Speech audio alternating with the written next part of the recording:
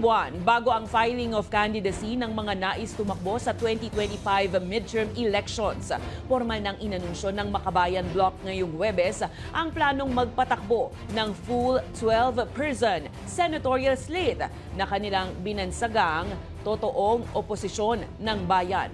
Manggagaling raw ang mga kandidato sa hanay ng mga manggagawa, mga magsasaka, mangingisda, gayon din ng kabataan, kababaihan, katatubo at iba pang sektor. Layon umano nitong tugunan ang hangaring umunlad ang sambayanang Pilipino. Taliwas rin umano ito sa mga kandidatong galing sa angkan ng mga mayayaman at kilalang pamilya sa politika. Inanunsyo rin ng Makabayan Bloc na si ACT Teachers Party List Representative Franz Castro ang pinakauna nilang pambato sa senatorial race. Ang Makabayan at mga kandidato nito ay may taglay na di matitinag na prinsipyo, di matatawarang track record at malakas na suporta ng masang matagal nang nag-aasam ng pagbabago.